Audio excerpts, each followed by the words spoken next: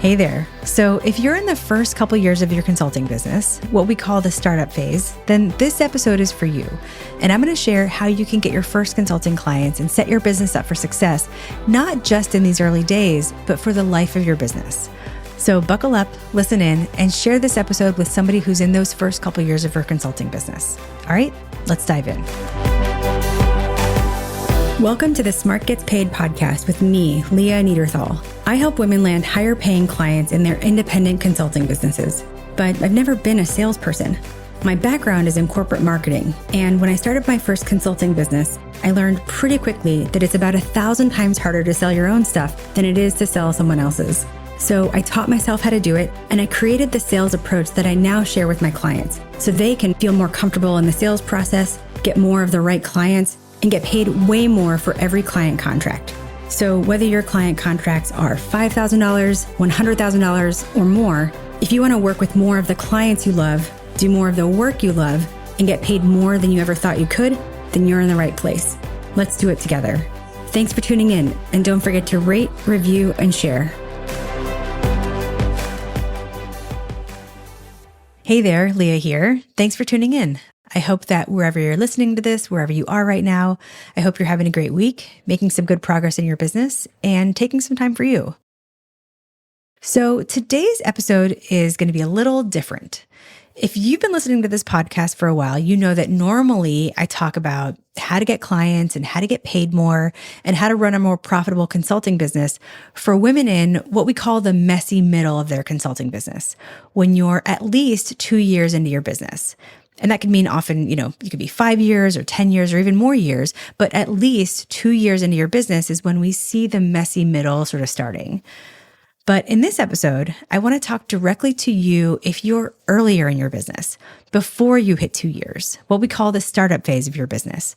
And we're going to talk about the difference between those two phases. So if your business is less than 2 years old, and especially if it's less than a year old, then this episode is for you. Because the startup phase of a consulting business is its own thing, and it can feel messy in its own way. And if you're in it, I want you to know you're not alone. You're not doing it wrong. You're not behind. And there are some really specific things you need to know and be doing right now to set yourself up for success. So if you're in the startup phase in your business, those first 2 years, then this is for you. And of course, if you know someone who's in that phase, please share it with her. All right, we're going to get into it right after this. So I've wanted to do this episode for a while because I hear from so many women who are, a little earlier in their business journey. Maybe they're not quite at that 2-year mark yet, or maybe they're still working their way up to the revenue level that we recommend before joining our program, the Academy, which is making at least $120,000 in your business in the previous year. And women ask me all the time, they'll be like, I'm too early to work with you, but is there something you can share, or is there a course or something for women who are earlier in their businesses? And I mean, this podcast is always a great free resource for the types of things that I teach the women who are in my program. And you can hear, the actual guidance and coaching I'm giving my clients, and you can hear their stories. And that's always available to you. And, I'm also offering up resources or tools or templates on LinkedIn. So if you're following me there, then you'll see those come up. But I did want to make something just for you if you're in the startup phase of your business with, just what I would tell you if you and I were sitting down for coffee. All right. So that's why this episode is just for you. So let's talk about what the startup phase actually is in a consulting business. And, not just how we define it, but what happens during that phase. So in any consulting business, the startup phase is, as I mentioned, those first 2 years of the business when you're just starting out. And that's opposed to the messy middle, which tends to start when you're at least 2 years into your business. So when you're in the startup phase, you have left your last, corporate job or working for somebody else. You tell people that you're starting a business. People are really excited for you. And your first few clients will come from people who either, used to work with you or people who those folks have sent your way. So you're getting all of your clients through referrals. And we call this the first wave of clients that you'll get in your business, the first wave. And in terms of the work, you're probably doing work that's pretty similar to what you did in your last job or, some version of it. And in the startup phase, every day feels like something a little new. It's exciting. Life is pretty good. It's during the messy middle when things change a bit. Maybe those referrals either start to slow down or you recognize that they will slow down. And you're not super new anymore, so you may not know what to say in your marketing if you're not, just announcing that you're here. And the messy middle, that is when smart consultants realize that they need a strategy to actually continue to land new clients. But we're going to talk about that in a few minutes. But the startup phase is where you're getting that first wave of clients and you're really getting your feet under you as a consultant. And that can be a really exciting time, maybe a little daunting, maybe a little scary, but also, definitely exciting. And so we're going to talk about what to do during the startup phase to get clients into your business. And I have to tell you, real talk, it was actually very hard to write this episode because honestly, what I would say if you and I were sitting down for coffee, what I would tell you is when you're new in your business in that first year, 2 years, what I would say is take everything. Take every client, take every project, do all the projects that come your way, anything that looks interesting, charge whatever, probably hourly or, hourly that sort of looks like a retainer because it's set hours at a flat rate or, something like that, because you have to start somewhere. But work with everyone and do everything for those 2 years. And I was really in my head about it. I was I can't do a podcast episode and say that because on the surface, that sounds like just bullshit advice, but that really is what I would tell you to do at this stage. And I want to talk about why. And by the way, I'm not just going to leave it at that. So, don't worry. I'm also going to share some specific actionable things you can do right now to help you. So stay tuned for that.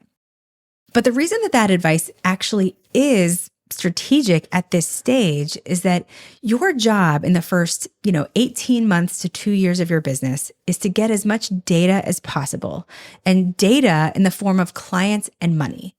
And I say get as much data as possible instead of get as much experience as possible, because listen, I'm never going to say that you have to get experience, because if you're like most of the women I work with, when you start your consulting business, you're actually coming out of a job or a career where you have a ton of experience. But then, you can leave that world of working for somebody else and now you're on your own. And it can sometimes make all that experience feel a little invisible. It's all that knowledge and expertise that you've spent years developing, it can feel like it sort of disappears once you step into this new role as a business owner. And maybe it doesn't feel like that in the work you do, what you're actually doing. You still feel really confident about that. But on the business side, it can feel like all that experience, you're sort of starting from scratch.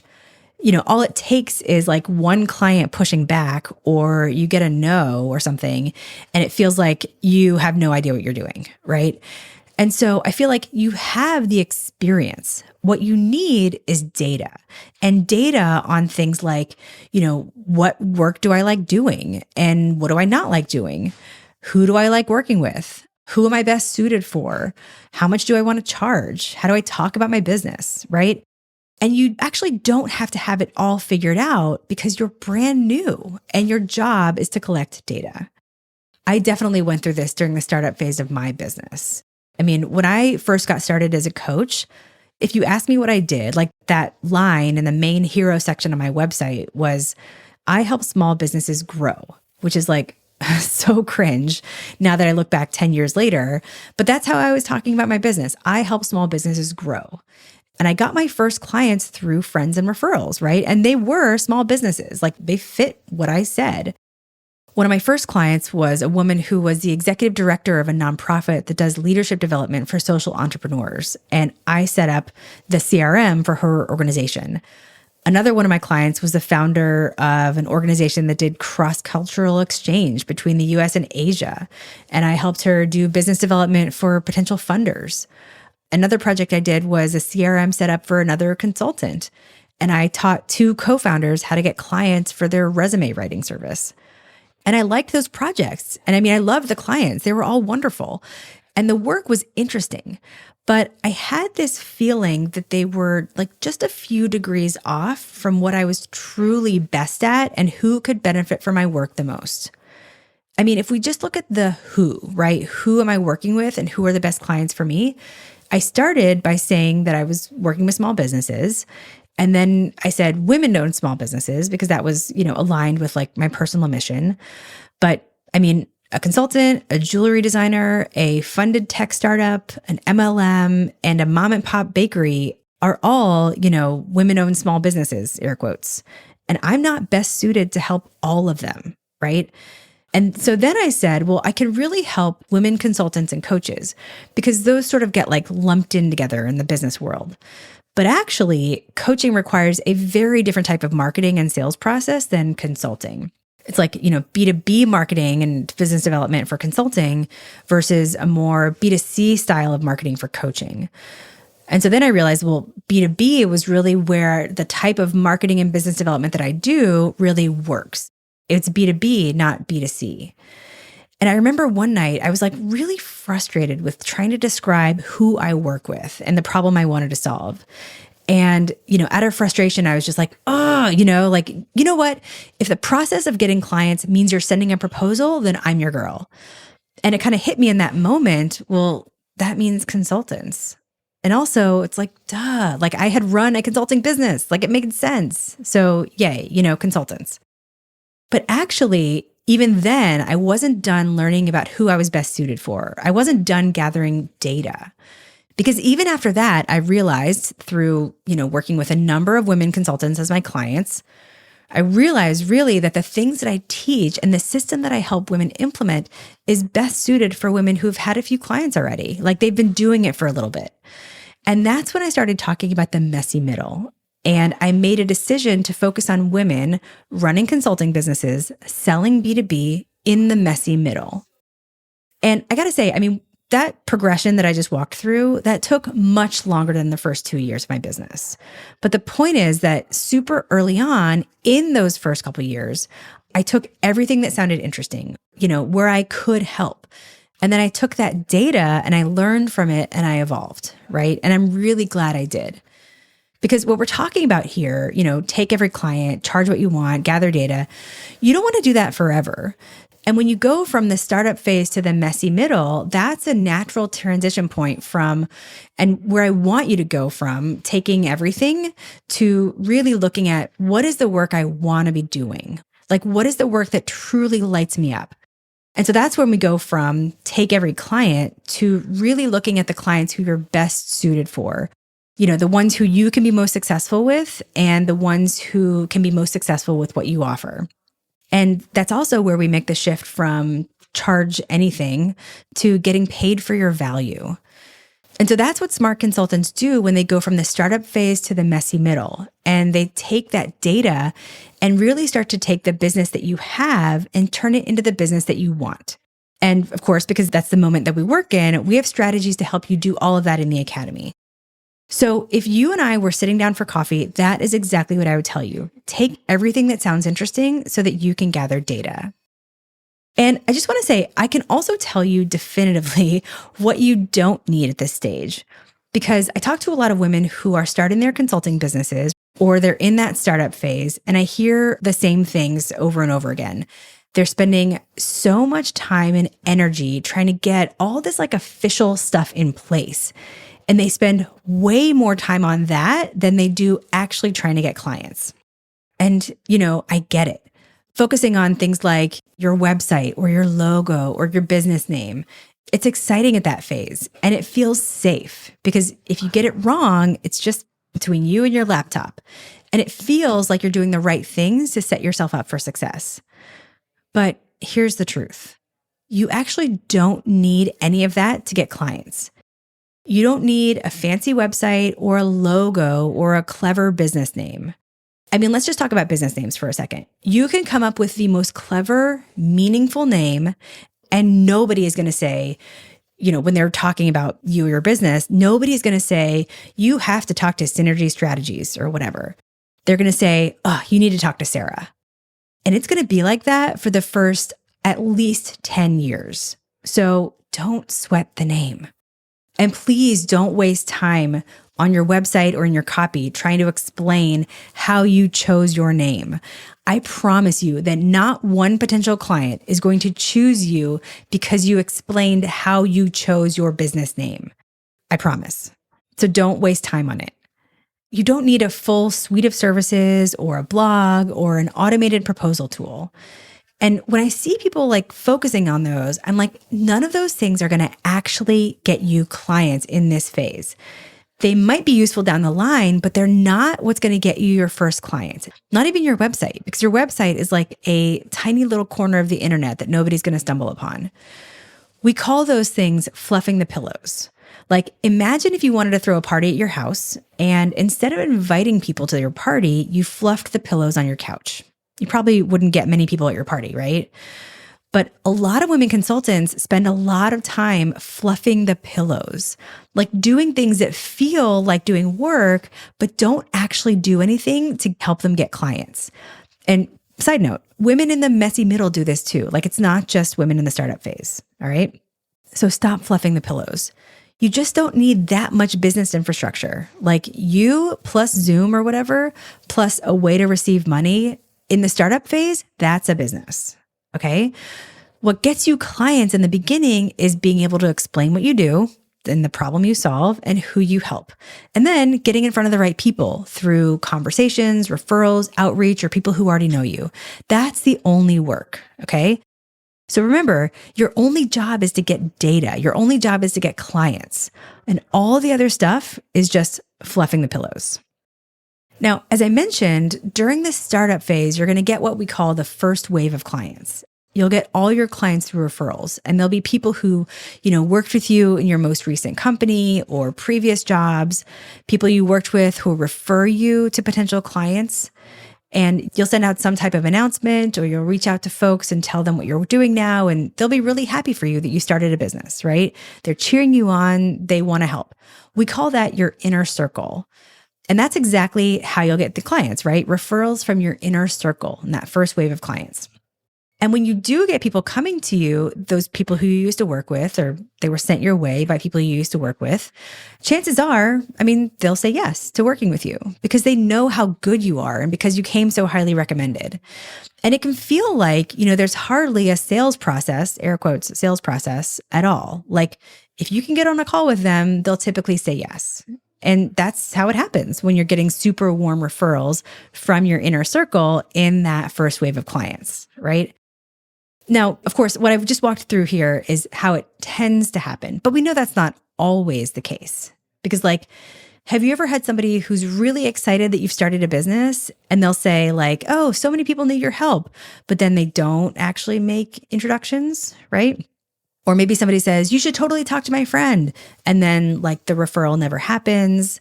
And have you ever had a call with someone and it sounds like you could totally help them and they really do need your help, but it doesn't really go anywhere, right?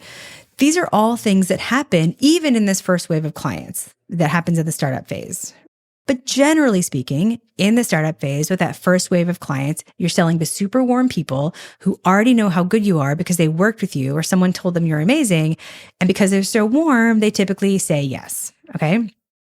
And there are a few risks in this phase. You're not just going to be having calls and cashing checks, right? You're going to be building your business. And there are a few risks to watch out for. For example, seeing what other people are doing and thinking you have to do that. Shiny object syndrome, trying to use B2C marketing tactics like funnels and stuff for your B2B clients, which trying to use B2C tactics for B2B won't work. What else? Fluffing the pillows, like I mentioned earlier. But the biggest risk when you're in the startup phase of your business, selling to that first wave of clients who tend to say yes, the actual biggest, I'll say deepest risk in terms of your business development is thinking it'll be this way forever. Thinking that it'll always be this easy to get clients. And then you get lulled into this false sense of security that clients will always come to you and that they'll always already know how good you are and that it'll be easy for them to say yes. And even though maybe on an intellectual level, that it won't always be this way, on some, emotional level, you sort of hope that it will. And when you fall into this trap, it can cause you to, not market your business because you haven't had to, right? So you don't put yourself out there or get visible or nurture relationships. And you end up sort of waiting for clients to come to you. And what we see is that first wave of clients, it can last, 6 months, it can last a year, it can last 2 years, it can last longer, but it doesn't last forever. And especially right now with, the way everything's going in the world and the economy and whatnot, like clients are not just going to swim into your net anymore, right? And then you can find yourself a few years into your business and you feel like, you've just sort of taken the clients that happen to come your way and you're doing anything that clients ask of you and you're undercharging because you don't have enough in your sales pipeline. So you don't feel like you can say no to anything. And so when that first wave does slow down, or when you have the forethought to know that it will slow down, that's when you can either take a confident step into the messy middle and actually start to implement a strategy to get clients and get paid more and lead a sales process and all of that. Or you can sort of have a hard skid into the messy middle when things start to slow down and you weren't prepared and you didn't expect it because that first 18 months, that first 2 years felt, pretty easy. I can't tell you the number of women who come to me and they say, I've just never had to do this before. And that's very common and it's a hard landing. And that's just not a great place to be. And it's not fun as a business owner.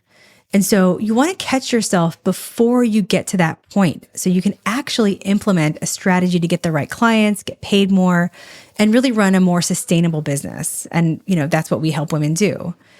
And in fact, the point at which I want women to come to me is what we say, fix the roof when the sun is shining. Implement a strategy to get the right clients into your consulting business and get paid more for your work and whatnot before you need it. Because if you start trying to fix things when you have no pipeline or your business is really slowed down or you're thinking of going back and getting a job, it's almost too late. Because the sales methodology that we teach is to help you get business clients.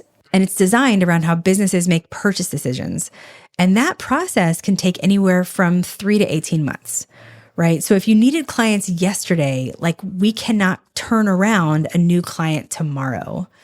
I mean, there's a lot of things we can do to fill your pipeline, generate conversations and whatnot, but we cannot turn around a new client tomorrow. And it's funny because in most business coaching, you look for a coach when things aren't going well. That's just not true for B2B. The best time to do this work is when things are going well, not when things are super slow, right? So fix the roof when the sun is shining. But when you're aware of the biggest risk in the startup phase, that you'll think it'll always be like this and it won't, then you can be aware of when that thinking might be coming up, and you can be more aware of when it's the right time to get ahead of things, right? And start to learn strategies for business development. And I know that women are thinking about this already. I actually love when I get messages like a few of the ones I've gotten recently. I'm just going to read a couple here. One woman wrote to me and she said, "You're on my list for next year as I'm only 1 year into this business." And then she sort of talks about what she's doing. And she goes, "I know that I'm not ready yet, but next year, expect me with bells on." Or this other one from a woman who wrote back to something I sent her because she had just started her business. It was a month ago that she had started her business. And she said, "See you in the academy in 23 months. And I love getting messages like that. Not just because, it's nice to hear that somebody's planning to work with me, but because it shows they're thinking strategically. They're not scrambling or reacting. They're planning for the kind of business that they want to build. And honestly, that mindset, that's half the work right there. So those are the things that I want you to know about, that first wave of clients and the startup phase in your business. If you feel like you're taking on every client and any client, that's okay. Great, do it. Anything that comes your way that looks interesting. If you feel like you're just getting clients through referrals, fantastic. Celebrate that. If you feel like your pricing is all over the map, don't beat yourself up. You're still getting data, and just know that you're in that phase. And when you get to the next phase, the messy middle, you'll know that you need to do something different, and you'll know better and be more prepared for what to do because you have data. So take everything and whatnot, but I don't want to just leave you with a bunch of ideas floating around. I always want to give you something you can actually do, something you can take action on even today. So I'm going to leave you with 3 specific things that you can do right now. And these are the tools I teach my clients in the messy middle of their businesses, but you can absolutely start to use them in the startup phase. In fact, it's even better if you start now. So just for context, as you might know, because we've talked about it a lot on this podcast, you need two things to get clients. You need people to sell to, and you need to know how to land them. All right. The people to sell to, that's the job of marketing, to get people to sell to and fill your pipeline. The ability to land them, that's sales, the ability to lead a sales process to the close. And that's why, inside the academy, we have systems for both, because you need both to build a sustainable business. But even before you get to marketing and sales, we have to answer a few foundational questions. Number one, who are the best clients for you? Number two, what exactly are you selling and how are you pricing it? And number three, how do we communicate the value of what you offer? We call these your building blocks, and they're essential. It's where everybody starts in the program. So if you imagine a triangle, the bottom part is the building blocks. The left side is your marketing to get people to sell to and fill your pipeline. And the right side is sales for how to land them. And so today, I want to give you one technique or tool for each side of that triangle, the building blocks, the marketing side, and the sales side, so that you can take immediate action no matter where you are. Okay?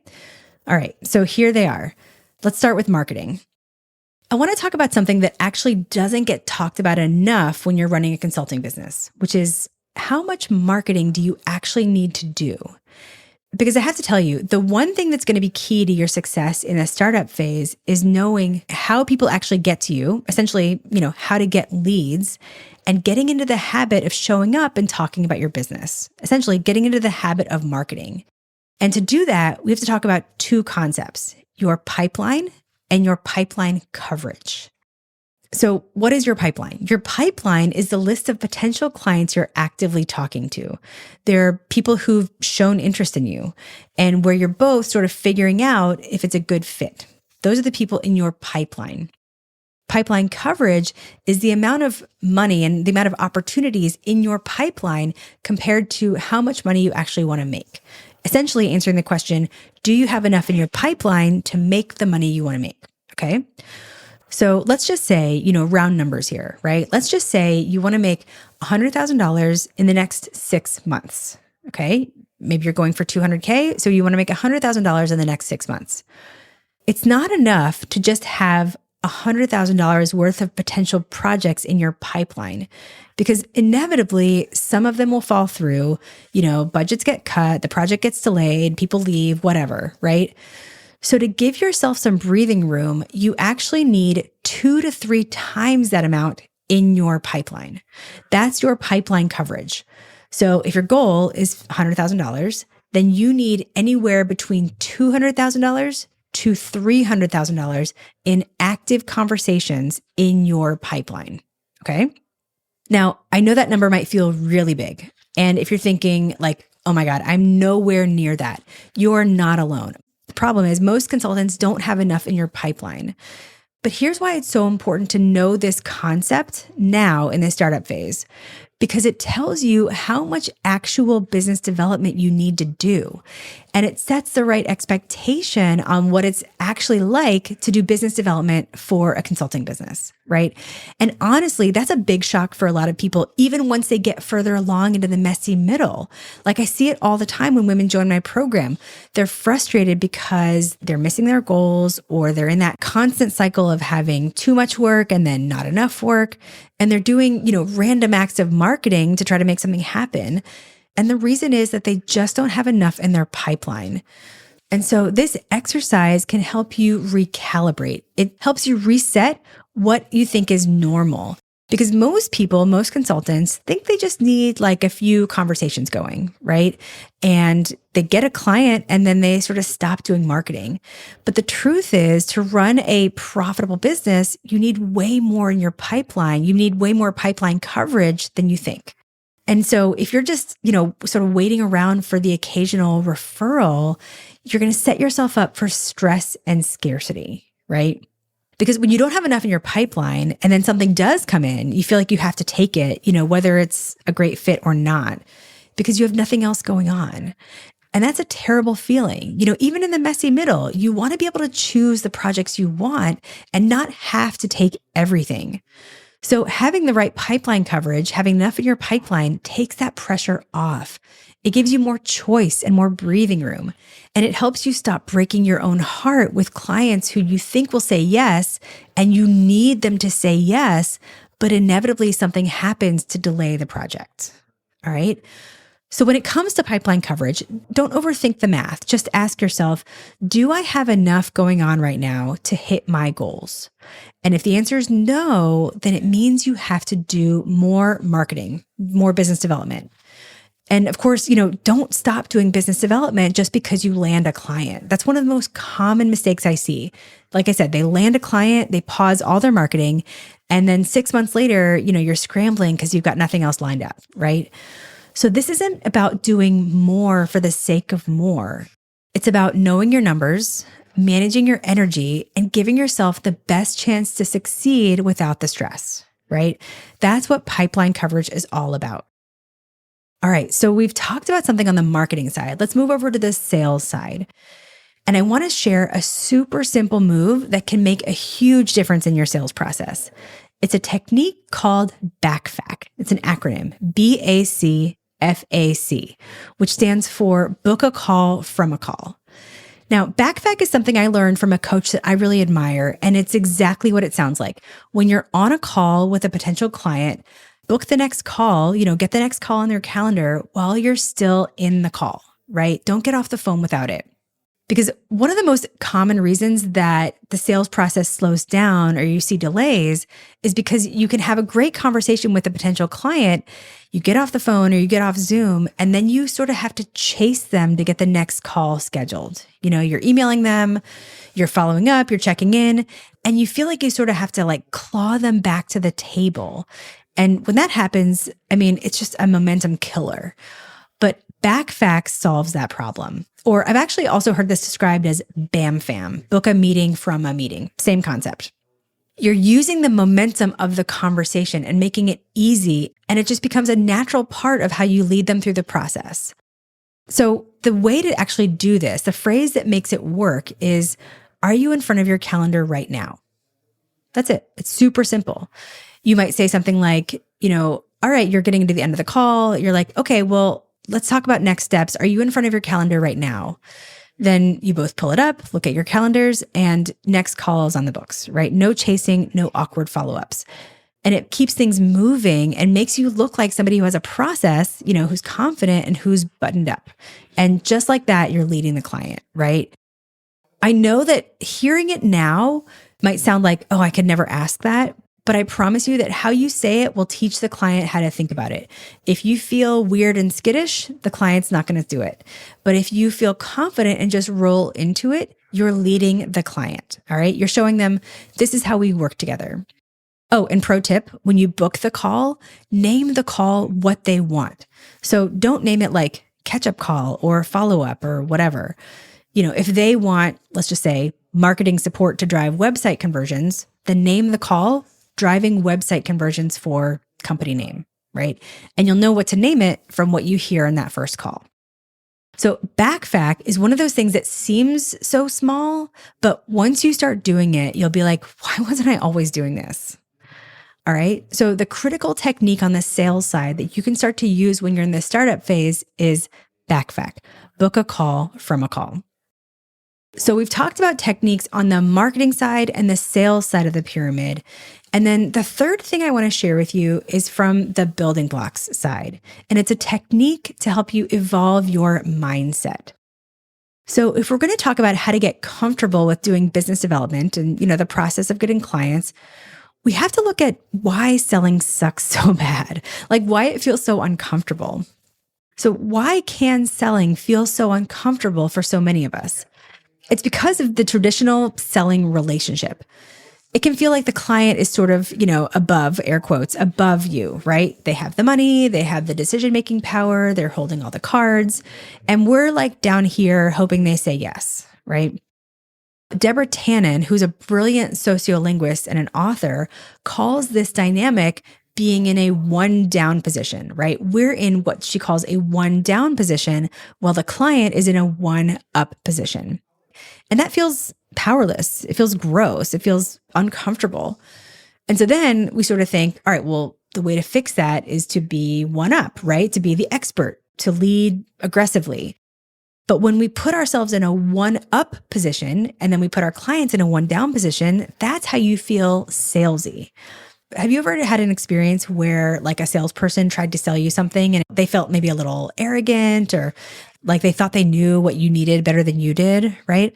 They were in a one up position and you were in the one down position. And of course, that doesn't feel good either. It feels salesy.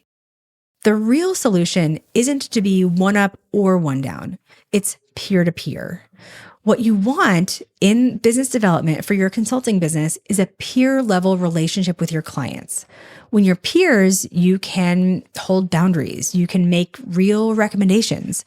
You can push back on pricing or scope. You can lead the client to have really great success.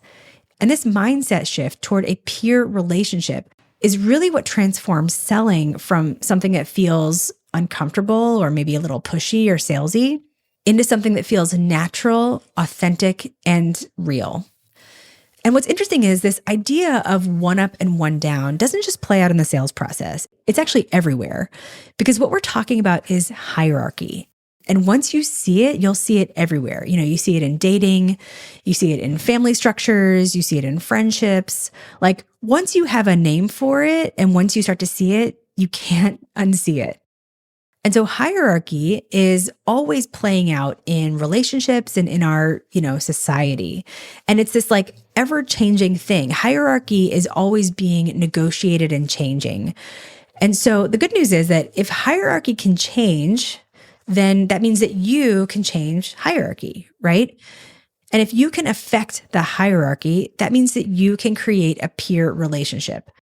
I know I'm sort of talking in theoretical terms, but start to notice this in your conversations and in your interactions, and you'll start to see how hierarchy plays out. So the goal then in selling is to stay in that peer energy, to keep that peer mindset. So here's a little exercise I do with clients to help them stay in that space. Okay.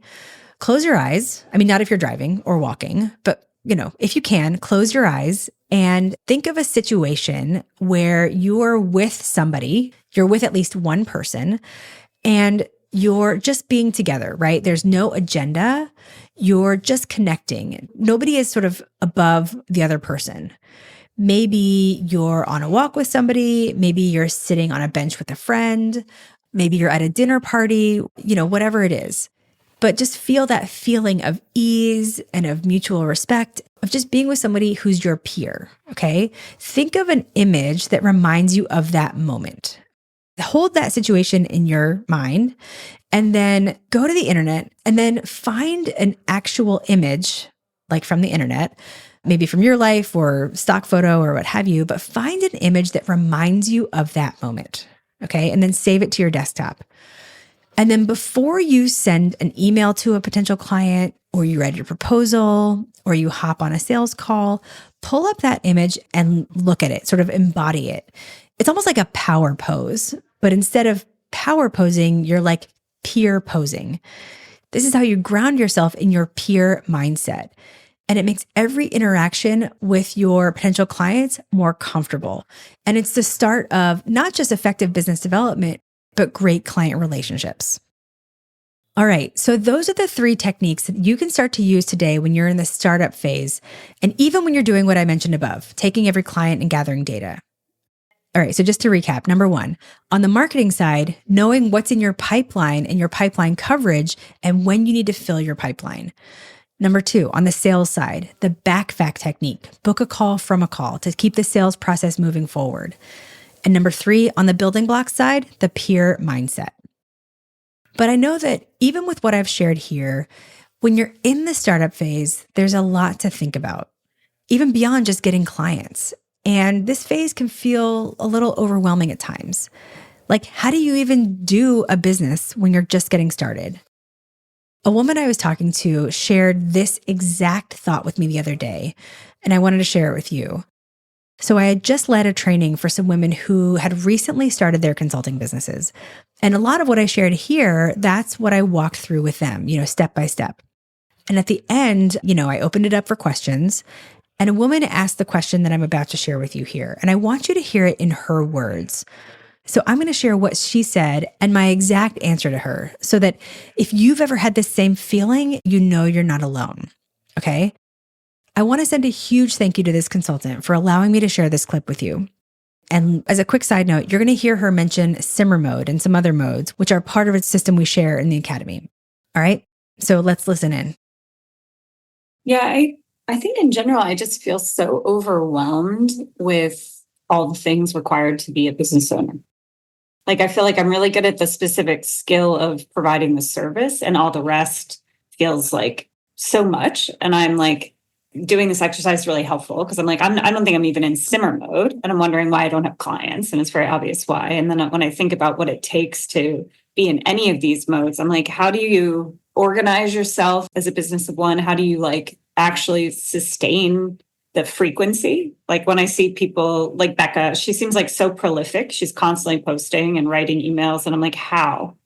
How does one do that? Am I missing something, or do I not have the skills to do it? Is the question I'm kind of constantly asking myself. Yeah, that's a really common way of thinking, in a way of like a sort of, oh my gosh, when you're just getting started. And, a couple things to think about. There's nothing that says you aren't capable of doing it. You just haven't done it yet.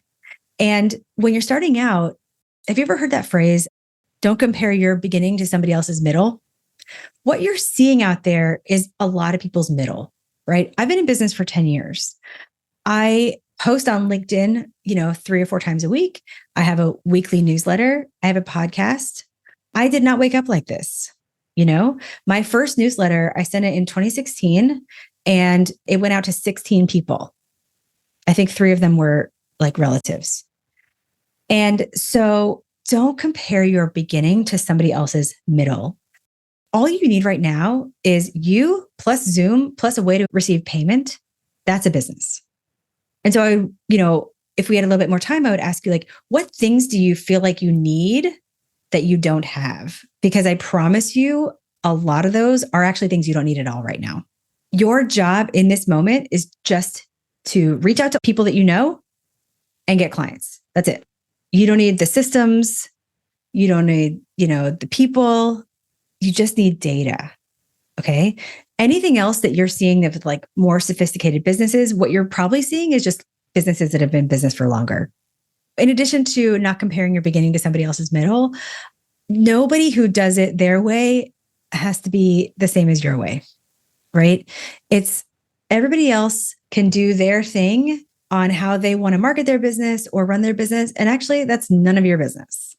And they're doing it for their reasons. You just eyes on your own paper.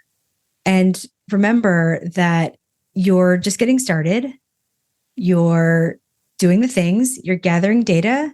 And then when you have more data in the form of clients and money, then you can make different decisions, right?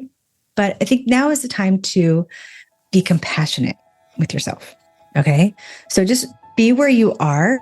This is a really exciting time. You don't need that much, And so just be compassionate with yourself for where you are. So that's really what I want to leave you with in this episode. You're in the right place. You don't need to be further along. You don't need a bigger audience or a perfect website or a fancy brand or a huge list. And you don't need to overthink it.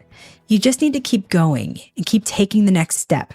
Keep learning, experimenting, and keep gathering data. Because the truth is that every single woman business owner that you admire, every woman you look at and think, how does she do it? She started exactly where you are, with a skill and the experience she got in her career, with a desire to just do great work with great people, and most likely with a messy Google Doc and a Zoom link. And she figured it out, one decision, one client at a time. And so will you. So I promise you, you are not behind. You are not missing anything. You are building something. All right. So if you need a reminder, come back to this episode. Let it ground you. Let it remind you that you don't have to be amazing to get started. You just have to start. And you already have. All right? You've got this. And I'll see you next time.